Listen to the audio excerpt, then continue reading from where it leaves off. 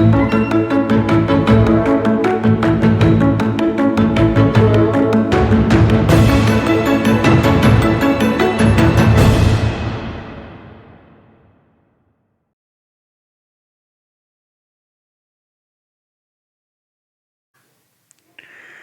students, welcome to E-Targati and welcome to the Hindu newspaper analysis. Right? So let us see what are the important things today in the newspaper. The first in the front page, it was mentioned that tax only after center creates conducive atmosphere farmers. So మీకు తెలుసు రీసెంట్గా మనకి red ఫోర్ట్లో ఎలాంటి issue జరుగుతున్న విషయం మీకు కూడా తెలుసు రైట్.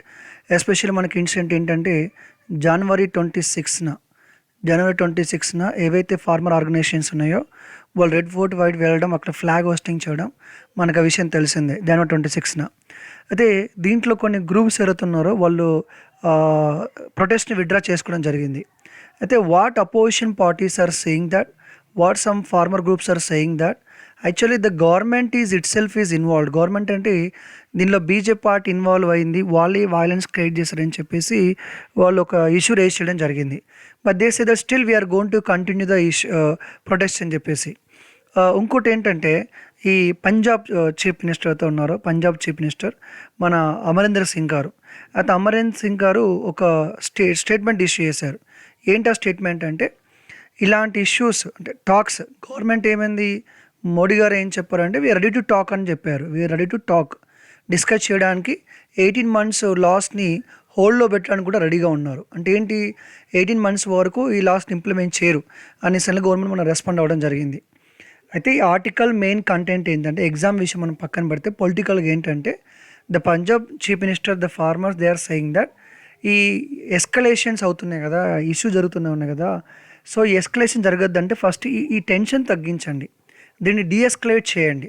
అంటే ఈ హౌ టు వాళ్ళ farmer organisations Punjab chief minister ఏమంటున్నారంటే, the government must to create a kind of atmosphere, ఒక ఫేర్ ఫ్రీ అట్మాస్ఫియర్ని క్రియేట్ చేస్తే so that we can go for further talks అని చెప్పేసి వాళ్ళ ఉద్దేశం. That is what this main article says that. Next, A bullet through and Iceland heart, mega city plan for little Andaman, everybody knows that. ఇక్కడ ఏంటంటే ఏదైతే మనకి administrative reason ఉందో, ఇక్కడ అండమాన్ నికోబార్ మీకు తెలిసిందే. ఈ అండమాన్ నికోబార్లో మనకి లిటిల్ అండమాన్ ఐలాండ్ ఉందన్నమాట, లిటిల్ అండమాన్ ఐలాండ్ ఉంది. సో ఆ హెడ్ క్వార్టర్ ఏదైతే ఉందో థ్రెట్లో ఉందన్నమాట. అంటే మనకు తెలుసు కదా, సస్టైనబుల్ డెవలప్మెంట్ అనే ఎన్విరాన్మెంట్ ప్రొటెక్షన్ మనం చాలా అనుకుంటూ ఉంటున్నాం, కానీ దాన్ని సరిగ్గా ఇంప్లిమెంట్ చేయట్లేదు అని చెప్పేసి. A plan for sustainable and holistic development of 68 square kilometers the fragile little Andaman island in Andaman and Nicobar group has raised the alarming among the conservationists. So issue అవుతుందని చెప్పేసి దాన్ని వీళ్ళు చెప్పడం జరిగింది. ఓకే, నీతి ఆయోగ్ అయితే ఉంటుందో మనకి, నీతి ఆయోగ్ అనేది ఒక డాక్యుమెంట్ రిలీజ్ చేసిందండి, లిటిల్ అండమాన్ విజన్ డాక్యుమెంట్ అని చెప్పేసి నీతి ఆయోగ్ రిలీజ్ చేయడం జరిగింది. దాని ప్రకారం ఏంటంటే ఒక స్ట్రాటజీ పరంగా ఈ ఐలాండ్ని ప్రొటెక్ట్ చేస్తారని చెప్పేసి. ఇంకోటి ఏంటంటే ఒక గ్రీన్ ఫీల్డ్ కోస్టల్ సిటీని బిల్డ్ చేస్తారంట.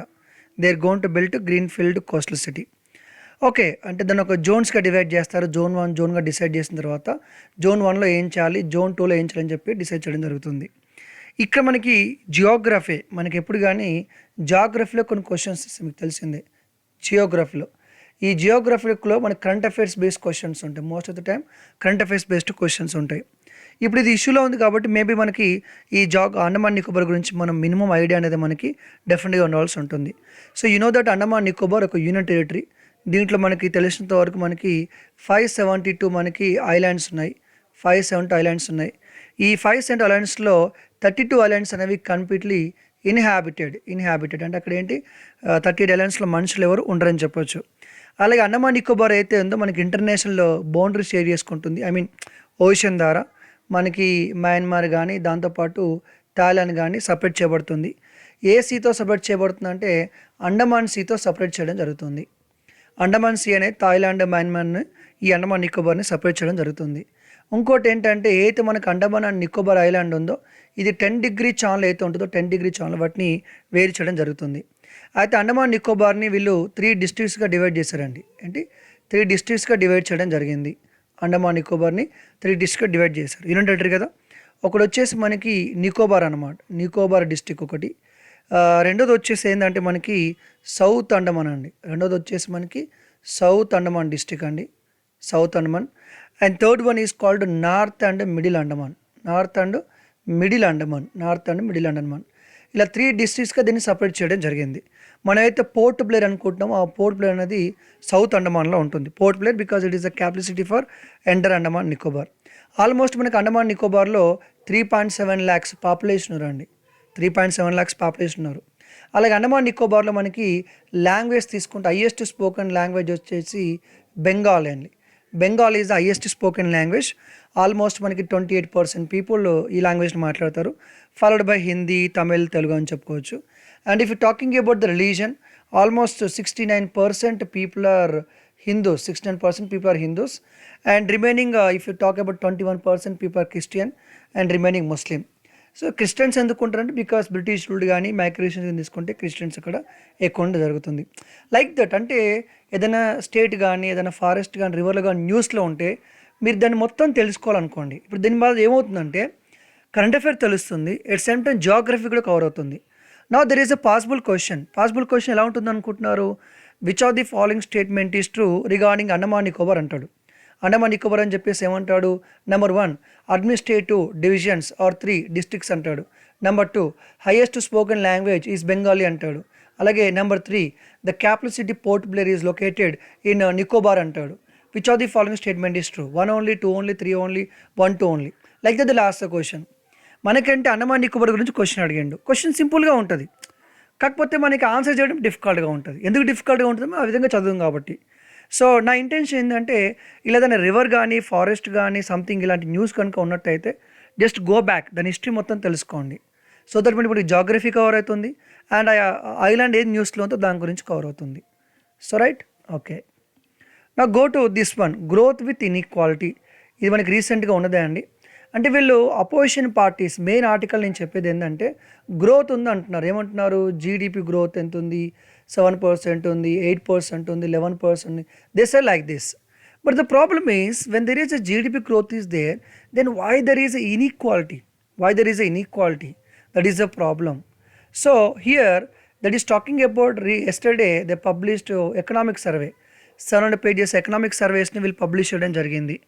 అయితే ఎకనామిక్ సర్వేని పబ్లిష్ చేసినప్పుడు దాంట్లో డేటా తీసుకొని వీళ్ళు ఏమంటారంటే పాలసీ మేకింగ్ అయితే ఉంటుందో హెల్త్కి చాలా ఇంపార్టెన్స్ ఇవ్వాలి, పూర్కి రిచ్కి ఆ గ్యాప్ని తగ్గించాల్సి ఉంటుందని చెప్పేసి వీళ్ళు చెప్పడం జరిగింది. And they talk about inflation also. Okay, అది ఎకనామిక్ సర్వే గురించి స్పెషల్ వీడియో ఉంటుందండి, సో దానిలో నేను చెప్తాను. But that article is talking about like that. Okay, next the article is talking about building A robust health care system. That is what? So northern states can bring their health system on par with the southern states. ఈ ఆర్టికల్లో మనం తెలుసుకునేది ఏంటంటే it is a comparison between north and south state అండి, north and south state. This articles talking about ఎలా అంటే how the south states are better in implementation of some kind of health scheme, how north are in the backward regarding implementation of health scheme. That is what they are talking about. This article mainly focused on infantry mortality rate and also maternal mortality rate, okay, and also total fertility rate. అంటే 1000 live బర్త్స్కి ఎంతమంది చిన్నలు చనిపోతున్నారు, అలాగే 1 lakh delivery అయినప్పుడు ఎవరైతే mother ఉంటున్నారో వాళ్ళు ఎంతమంది చనిపోతున్నారు, టోటల్ ఫర్టిలిటీ రేట్ అంటే ఎంతమంది పిల్లలు కంటున్నారు యావరేజ్గా, ఫర్టిలిటీ రేట్ 3 పిల్లల 2 పిల్లల 1 పిల్లల అని చెప్పేసి. సో ఇది దీని గురించి దీంట్లో ఉంది. ఇంకోటి చెప్తాను, ఫస్ట్ బ్యాక్గ్రౌండ్ చెప్తాను నేను. ఈ ఆర్టికల్ మెయిన్ ఏంటంటే నార్త్కి సౌత్ కంపేర్ చేయడం, సౌత్ స్టేట్స్ ఎలా ఇంప్లిమెంట్ చేస్తున్నారు, నార్త్ స్టేట్స్ ఎలా ఇంప్లిమెంట్ చేస్తున్నారు. రెండోది this article is talking about infant mortality rate, maternal mortality rate and total fertility rate. That second thing. Third one వచ్చేసి మనకి సస్టైనబుల్ డెవలప్మెంట్ గోల్స్ అంటారండి. మనకి యునైటెడ్ నేషన్స్ ఏదో ఉందో యునైటెడ్ నేషన్స్ ఆర్గనైజేషన్ అన్ని కంట్రీస్ కొన్ని గోల్స్ పెట్టింది, చాలా విషయాలు గోల్స్ పెట్టడం జరిగింది. Earlier we called millennium development goal that from 2000 to 2015 అనమాట.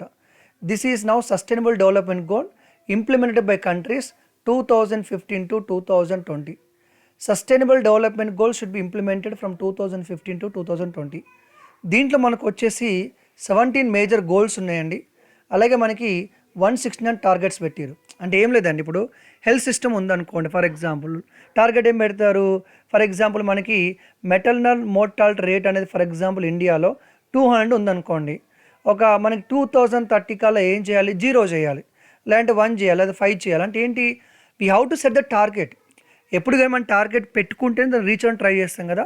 So through sustainable development goals they're gonna deal with education system కానీ, లిటరసీ, లేకపోతే హెల్త్ సిస్టమ్ కానీ, ఇవన్నీ గోల్స్ పెట్టుకున్నారు ఈ ఇయర్ లోపల సాధించాలని చెప్పేసి. ఓకే, ఇది మేజర్గా దీంట్లో మెన్షన్ చేసి ఉంది సస్టైనబుల్ డెవలప్మెంట్ గురించి. ఈ ఆర్టికల్లో ఈయన ఏం చెప్తున్నాడు అంటే స్టేట్స్ ఏవైతే ఉన్నాయి, మనకి హెల్త్ సిస్టమ్ ఉంది కదా, ఈ హెల్త్ సిస్టమ్ అనేది మామూలుగా స్టేట్ సబ్జెక్ట్ అనమాట. మనకి central list, state list, concurrent list ఉంటుంది. Central list, state list, concurrent list ఉంటుంది కదా. ఈ 3 లిస్టులు అయితే ఉంటుందో, ఈ 3 లిస్టులో మనకి ఏంటంటే హెల్త్ అనేది స్టేట్ లిస్ట్లో ఉంటుంది, అంటే state subject. State can make the laws అని చెప్పేసి చెప్పడం జరుగుతుంది. అయితే కొన్ని స్టేట్స్ దాన్ని బాగా ఇంప్లిమెంట్ చేయట్లేదు, ప్రాబ్లమ్స్ ఉన్నాయని చెప్పి దీన్ని ఎక్స్ప్లెయిన్ చేయడం జరిగింది. ఓకే, అండ్ ఇంకోటి ఏంటంటే ఈయన ఆర్టికల్ ఉద్దేశం ఏంటంటే ఎఫ్డిఐస్ వచ్చేంత మాత్రాన బెనిఫిట్ లేదు, గవర్నమెంట్ ప్రాపర్గా హ్యూమన్ క్యాపిటల్ మీద ఇన్వెస్ట్ చేయాలి. ఈయన ఏమంటున్నాడంటే unless we invest in human capital there is no use of FDI. అంటే ఇన్ఫ్రాస్ట్రక్చర్ లెవెల్స్ పెంచాలి హాస్పిటల్స్లో కానీ, లేకపోతే we need more doctors, more nurses, more infrastructure regarding అని చెప్పేసి చెప్పడం జరిగింది. అండ్ ఆల్సో కంపేర్డ్ అనేది దీన్ని కంపేర్ చేయడం జరిగింది. ఏ విధంగా కంపేర్ చేశారు అంటే తమిళనాడు కానీ, కేరళ కానీ ఏ విధంగా అయితే ఇంప్లిమెంట్ చేస్తున్నారో దాన్ని కంపేర్ చేయడం జరిగింది. Is it clear? So let me tell you about the comparison. For example ఆయన చెప్పిన ఎగ్జాంపుల్ ఏంటి అంటే మనకి టోటల్ ఫర్టిలిటీ రేట్ ఉందనుకోండి. టోటల్ ఫర్టిలిటీ రేట్ అనేది మామూలుగా ఫర్ ఎగ్జాంపుల్ హైయెస్ట్ వచ్చేసి మనకి బీహార్లో ఉంది. దట్టు 3.2% ఉంది, అంటే 3 పిల్లల్ని కంటున్నారని చెప్పేసి. But compare to southern state Tamil Nadu 1.6%. It is on par with many developed nations. Is clear? For example వచ్చేసి మనకి ఇన్ఫాంట్ మోర్టాలిటీ రేట్ ఉంది. 1000 చిల్డ్రన్స్కి ఎంతమంది చనిపోతున్నారు అనేది ఇక్కడ మనకి మ్యాటర్ అనమాట. అదే మనకి ఇప్పుడు 48 ఉంది, నేషనల్లో 48 ఉంటే మనకి కేరళలో వచ్చేసి జస్ట్ 7 ఉందండి. అంటే 1000 పిల్లలకి లైవ్ బర్త్కి ఎంతమంది పిల్లలు చనిపోతున్నారు, 48 చిల్డ్రన్ చనిపోతున్నారు. అదే కేరళలో కేవలం 7 పిల్లలు మాత్రం చనిపోతున్నారు. So when compare to north states Kerala is better, Kerala is south state అనమాట. అలా ఇంకోటి ఏంటంటే మెటర్నల్ మోర్టాలిటీ రేట్ 1,00,000 డెలివరీకి ఎంతమంది మాతృమూర్తులు చనిపోతున్నారు అనేది. సో మనకి ఏంటంటే 197 చనిపోతున్నారు, ఎక్కడ మధ్యప్రదేశ్లో 197 మధ్య చనిపోతున్నారు. అదే మనం కేరళ లాంటి స్టేట్ తీసుకుంటే కేవలం 42 డెత్స్ మాత్రమే జరుగుతున్నాయి. దీని ఉద్దేశం ఏంటంటే regarding reaching sustainable development goals like Tamil Nadu, Kerala are far better than north states. ఎందుకు అంటే they are giving more importance to religion, love, jihad, వీటి గురించి ఎక్కువ ఫోకస్ చేస్తున్నారు, కాంట్రల్ ఇష్యూస్ ఫోకస్ చేస్తున్నారు. బట్ ఒరిజినల్గా హెల్త్ కేర్ మీద వీళ్ళు ఫోకస్ చేయట్లేదని చెప్పేసి ఈ ఆర్టికల్ యొక్క ఉద్దేశం. దీంట్లో ఏంటంటే కొన్ని సెలెక్ట్ స్టేట్ తీసుకున్నారు, ఇక్కడ చార్ట్లో మీరు ఏది చూస్తున్నారో సెలెక్ట్ స్టార్ట్ తీసుకున్నారు. దిస్ ఇండికేట్స్ మోర్ అనమాట. ఫర్ ఎగ్జాంపుల్ ఇన్ఫాలిటీ మోర్టాలిటీ రేట్ అనుకోండి 32 ఉందనుకోండి, ఇక్కడ మనకి యూపీలో 43 ఉంది, రాష్ట్రంలో 37 ఉంది, ఎంపీలో 48 ఉంది, బీహార్లో 32 ఉంది. అదే కేరళ తీసుకుంటే జస్ట్ 7 ఉంది. అండర్ 5 తీసుకుంటే ఇంకా చాలా డిఫరెన్స్ ఉంది. మెటర్నల్ మోర్టాలిటీ రేషియో తీసుకుంటే మనకి ఇండియా యావరేజ్ 113 అయితే imagine UP 197 and Rajasthan 164, Madhya Pradesh 173, Bihar 149, తమిళనాడులో అయితే ఎంత ఉంది జస్ట్ 63 అండ్ కేరళ అయితే 42 ఎక్కడ 197 ఎక్కడ. Like the total fertility rate తీసుకోండి, ఇండియా యావరేజ్ 2.2 ఉంటే just Kerala I told Kerala, Tamil Nadu 1.6%, 1.7%. నా go there Bihar 3.2%. So this is what comparing between northern states and southern state. So ఇక్కడ మనం గుర్తుంచుకోవాలి, దీని నుంచి మనం ఏం నేర్చుకోవాలి యాజ్ ఎ స్టూడెంట్గా, మనం ఏం నేర్చుకోవాలనుకుంటే. సో ఇప్పుడు నా క్వశ్చన్ ఏంటి, యాజ్ నేను సివిల్ సర్వీస్కి నేను ప్రిపేర్ అయితే ఏం చేయాలి, ఇప్పుడు నేను యాజ్ ఎ రెస్పాన్సిబుల్ ఆస్పిరెంట్గా ఏం చేయాలంటే I want to know what is the sustainable development goals అంటే ఏంటో నేర్చుకుంటాను. ఆ గోల్స్ ఇంటే ఏం పెట్టుకుందో నేర్చుకుంటాను. The next here some keywords are used, కొన్ని వర్డ్స్ యూజ్ చేశారు. Infant mortality rate, maternal mortality rate and total fertility rate అంటే ఏంటో చదువుకుంటాను. అట్ సేమ్ టైం దీని ప్రకారం ఇండియా యావరేజ్ గ్రోత్ ఎంత, ఏ స్టేట్ ఎంత ఉంది. So this is what we should learn something from the current affairs. మనకి ఆర్టికల్లో వచ్చిన టెర్మినాలజీ మనం నాలెడ్జ్ ఎన్హాన్స్ చేసుకోవాలి. Next three language policy is not applicable to central government offices. ఇది బెంగళూరులో జరిగిందండి. ఇది బెంగళూరులో జరిగింది. అసలు ఇష్యూ ఏంటి అన్నది ఇక్కడ మనకి క్వశ్చన్ అనమాట. ఇష్యూ ఏంటంటే రీసెంట్ అమిత్ షా గారు వచ్చేసి మనకి ఏదంటే భద్రవతి అంటే మామూలుగా భద్రవతి దగ్గరకు వచ్చేసి అమిత్ షా గారు 19th బెటాలియన్కి ఫౌండేషన్ స్టోన్ వేశారు. ఆ ఫౌండేషన్ స్టోన్ వేసినప్పుడు చాలామంది ఇన్వెస్ట్ చేశారు. ఆ ఫౌండేషన్ స్టోన్లో మనకి ఏముంటుంది, యూజువల్లీ నేమ్స్ ఉంటాయి కదా, ఇన్విటేషన్ ఉంటుంది కదా. Usual will go for protocol, who are the minister, ఎవరెవరు అటెండ్ అయ్యారు అని చెప్పేసి మొత్తం దాంట్లో ఉంటుంది. శిలాఫలకం అంటాం మన దాంట్లో. So in this foundation stone they used two languages. They used Hindi language and English language. Now what many leaders felt that you came to Karnataka, you came to బెంగళూరులో ఫౌండేషన్ స్టోన్ వేస్తూ కన్నడ లాంగ్వేజ్లో మెన్షన్ చేయరా, Kannada language ఎందుకు mention చేయరని issue. Then some student filed RTI, ఒక student RTI file చేసిండు. RTI file చేసి ఏమన్నాడంటే, ఎందుకని మీ 3 లాంగ్వేజ్ పాలసీ ఫాలో గారు, why Hindi and why English. Kannada స్టేట్స్కి వచ్చేసి కన్నడ లాంగ్వేజ్ యూజ్ చేయకుండా మీరు హిందీ ఇంగ్లీష్ ఎలా యూజ్ చేస్తారని చెప్పేసి ఆర్టీఐ ఫైల్ చేశారు. ఆర్టీఐలో ఏమన్నారంటే 3 లాంగ్వేజ్ పాలసీ ఎందుకు యూజ్ చేయరని చెప్పేసి. Then the central government clearly said that regarding union government there is 2 language policy. Union government communication కానీ ఏదైనా సరే ఎలా ఉంటుందంటే ఆదర్ మే హిందీలో ఉంటుంది, ఇంగ్లీష్లో ఉంటుంది. 3rd language policy union government లేదు అని చెప్పేసి వాళ్ళు చెప్పడం జరిగింది. So this is what about the issue, right. Okay, ఇక్కడ మన ఎగ్జామ్ పాయింట్ ఆఫ్లో మనం ఏం నేర్చుకోవాలి, ఎగ్జామ్కి ఏమన్నా పనికొచ్చేది ఉందా అనేది అంటే yes, we have to learn something from this one. First వచ్చేసి మనకి అసలు అఫీషియల్ లాంగ్వేజ్ ఏంటి, లాంగ్వేజ్ ఇష్యూ కదా, అఫీషియల్ లాంగ్వేజ్ ఏంటి. Remember that we don't have any national language. National language is different from official language. National language అంటే ఏంటి, if Hindi declared as a national language, throughout the country that language is going to be declared. కాబట్టి మనకి national language ఏది లేదు, we have official languages. You know that మనకి schedules ఉన్నాయి కదా, the 7 schedule, 8 schedule, 9 schedule, ఇలా schedules ఉన్నాయి మనకి. Is it clear? సో మనకి కాన్స్టిట్యూషన్లో ఏంటంటే 21 లాంగ్వేజ్ అఫీషియల్ లాంగ్వేజ్గా డిక్లేర్ చేయడం జరిగింది. 21 లాంగ్వేజ్ అయినా no. Initially there are 14 language are there and later in course of time there are 8 language was added. Totally 21 language official languages are there. Is it clear? So these 21 languages can be used in official anywhere. Okay, మనకి official language వచ్చేసి ఏంటి అంటే మనకి కొన్ని చట్టాలు ఉన్నాయి.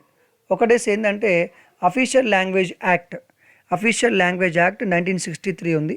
అలాగే official language rules అని చెప్పేసి మనకి 1976 కూడా ఉంది, ఈ లాంగ్వేజ్ సంబంధించింది. అలాగే మనకి కాన్స్టిట్యూషన్లో వచ్చేసి మనకి ఆర్టికల్ 343ని ముంచి పెడితే ఆర్టికల్ 351 వరకు మనకి అఫీషియల్ లాంగ్వేజ్ డీల్ చేస్తుంది. Official language in the news related to which subject, polity subject. ఇప్పుడు మనం ఏం చేయాలి, యాజ్ ఆస్పిరెంట్కి ఏం చేయాలి, గ్రూప్ 1 గ్రూప్ 2 సివిల్స్ ఆస్పిరెంట్కి ఏం చేయాలి, you have to go with this article 343 and article 351. రేపు పొద్దున ఎగ్జామ్లో అఫీషియల్ లాంగ్వేజ్ గురించి క్వశ్చన్ అడుగుతారు. మీరు అనుకుంటారు ఇది ఎందుకు అడగండి, ఎందుకు అడగండి, న్యూస్లో ఉంది కాబట్టి. Definitely there is a chance to ask the question. Now if you see here, మనకి ఇండియన్ కాన్స్టిట్యూషన్లో మనకి చాలా పార్ట్స్ ఉన్నాయి. Part 17 deals with official language, article 343 to 351.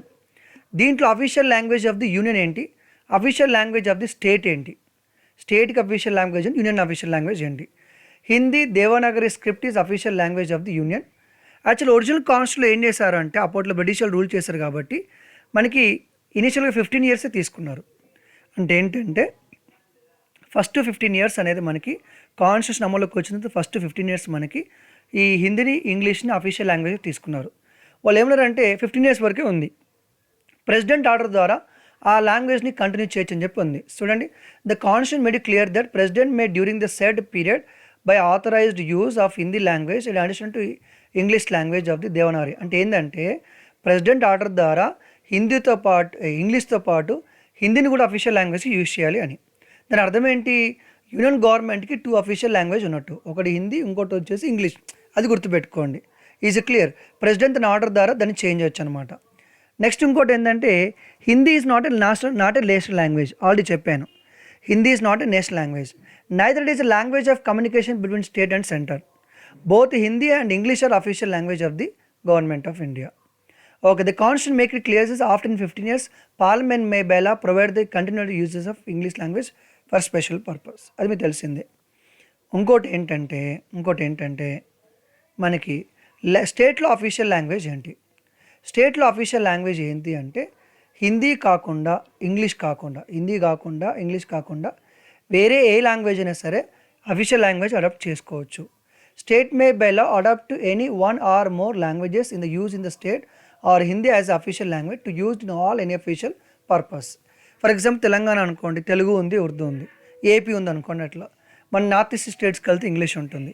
So state వాళ్ళ లోకల్ లాంగ్వేజ్ ఏదైతే ఉంటుందో that can be declared as a official language, no problem in that.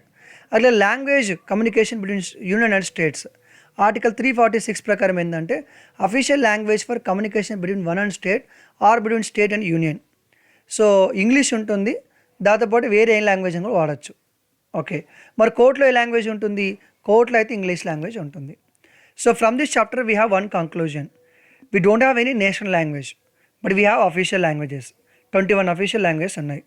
Out of which union government official languages Hindi and English. State can adapt any language as the official language. కోర్టులో మటుకు ఇంగ్లీషే వాడతారు. సెంట్రల్కి state కమ్యూనికేషన్లో హిందీ వాడచ్చు, English వాడచ్చు, ఇంకా వేరే language అయినా వాడచ్చు.